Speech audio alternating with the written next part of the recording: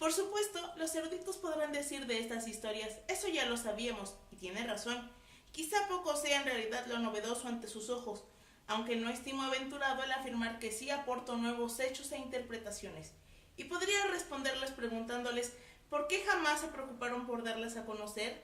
La historia no es un coto exclusivo para iniciados. Por eso considero, pecando de optimista, que el mayor mérito de este libro radica en que reúne en un solo volumen historias que se encuentran dispersas en muchísimos textos y por ello está dedicado al lector común y no al especialista. Hola, soy Iris, bienvenidos a mi canal Pequeñas Joyas Literarias. El día de hoy, pues siguiendo con el mes del amor y la amistad, o cerrándolo, no lo sé, he decidido hablarles de Amores Mexicanos de José Manuel Villalpando.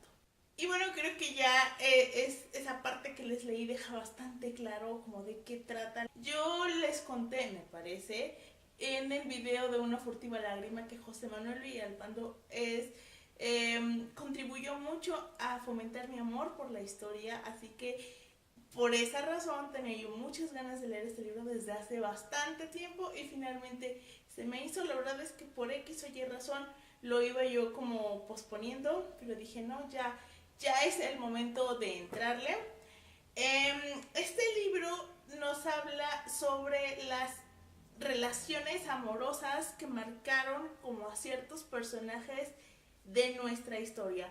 No habla como de todas o así, sino como de las más importantes, las que influyeron en sus vidas o en su desenlace o cosas así.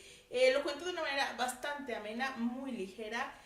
Sí nos da mucha información, pero trata de ser como lo más, pues, o sea, no rimbombante ni nada, o sea, trata de ser como muy claro, tal y como él mismo se justifica en este párrafo que les leí. ¿De qué personajes habla? Bueno, el primer capítulo es como cortito y habla como de varios personajes muy por encima. Habla, por ejemplo, de José Ortiz de Domínguez y el rumor, ya saben, de que tenía una relación amorosa con Allende.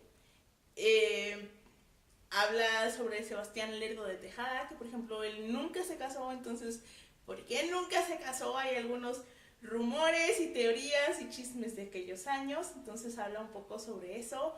Habla también de Iturbide y Laura Rodríguez y y creo que es todo, o sea, es como un capítulo muy breve. Después, bueno, se va a otros personajes que a lo mejor, creo que eso me pareció interesante porque a lo mejor no es como los presidentes o los gobernadores, pero sí tuvieron una importancia muy grande y eso a mí me gustó. Habla, por ejemplo, de José María Lafragua, de Francisco González Bocanegra, del virrey Bernardo Galvez, del pintor Daniel Thomas Egerton, por ejemplo, habla sobre, bueno, ese sí es como más famoso, de Miguel Miramón y Conchita Lombardo, de Benito Juárez, de... Ay, otro poeta que ahorita no me acuerdo. No, bueno, el punto es que habla como de otros personajes e incluso tiene un capítulo dedicado a una historia de personajes que son desconocidos porque es como una historia más familiar. Incluso José Manuel Villalpando habla sobre que había como un lazo familiar con esta historia y curiosamente es como la más trágica y la más triste de todas y que nos habla de ese México de secretos, de esos secretos que pueden cambiar la historia de una familia. Creo que es como la historia más trágica, aunque, pues, siendo honestos, la verdad es que aquí todos estos amores son trágicos. Prácticamente ninguno, o uno me parece, acaba como de envejecieron juntos o así. Bueno, creo que son dos. Sino todos los demás acaban como en fusilamiento, envenenamiento, asesinato, amor no correspondido, cosas así. O sea, es como muy trágicos los finales de esto. Muy triste. Hay una cosa que a mí me llamó la atención. Por ejemplo, en el capítulo sobre Miguel Miramón y Conchita Lombardo, una de las fuentes a las que recurre Villalpando es la autobiografía de Conchita Lombardo, en donde habla pues como del cortejo que le hizo Miramón cuando eran jóvenes y cómo se desarrolló la relación y todo eso. Y Lo que me parece curioso es que en La suerte de la consorte, Sara Safcovic habla también pues de eso y recurre a la misma fuente, pero Sara se pregunta qué tanta de esa información que nos da Conchita Lombardo es cierta. Ella no lo dice como tal en el sentido de que, ay, Conchita se inventó todo eso o algo así, sino que tal vez Conchita Lombardo exageró un poco, porque en su autobiografía Conchita Lombardo dice de que Miramón la cortejó por mucho tiempo y que casi le decía, tú y yo vamos a casarnos y que voy a ser coronel y voy a venir aquí, y ella estaba como espantada y luego él regresa y como que empieza a escalar posiciones en el ejército y que él siempre andaba como detrás de ella. Entonces Sara Safcovic insinúa o pues se pregunta si en realidad no la propia Conchita como que se engañó a sí misma sobre eso.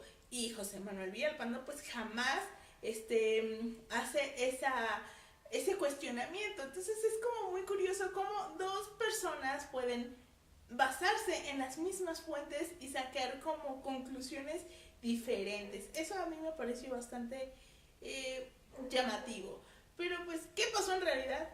Es muy difícil saberlo. Si vamos a dudar de la fuente oficial que tenemos, que es la autobiografía de Conchita Lombardo, pues dime de qué fuente recurrimos.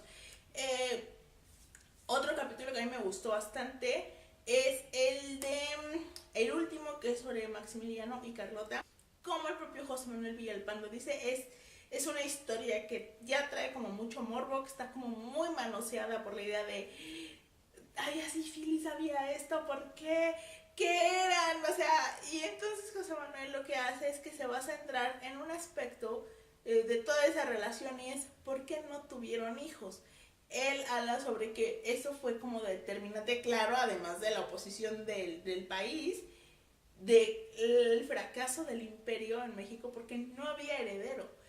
Entonces él hace como un análisis, me gustó bastante eso porque cambia como todo el estilo de los capítulos anteriores, y lo que hace es como decir, a ver, estas son las teorías que hay, estos son los hechos comprobables, estos son los hechos que podemos deducir, y estas son mis teorías y las apoyo en esto. Entonces me pareció muy interesante cómo está desglosado todo, cómo está todo puntualizado y tú vas haciéndote una idea. Entonces él dice, a ver, ¿por qué no tenían relaciones?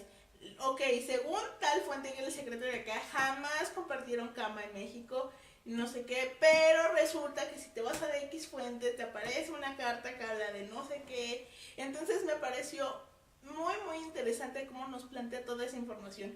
¿Qué ocurrió en aquellos años? Pues es imposible saberlo, hay teorías, pero jamás lo podremos comprobar al 100%. Y pues la verdad es un libro bastante ameno. Claro, hay capítulos a lo mejor más interesantes que otros, hay ciertas frases que me hacen ruido, pero en realidad la verdad es que es un libro bastante disfrutable. Si te gusta la historia, si tienes como que enterarte de estos chismecillos históricos, por decirlo de alguna manera, me agradó bastante el libro y está muy disfrutable.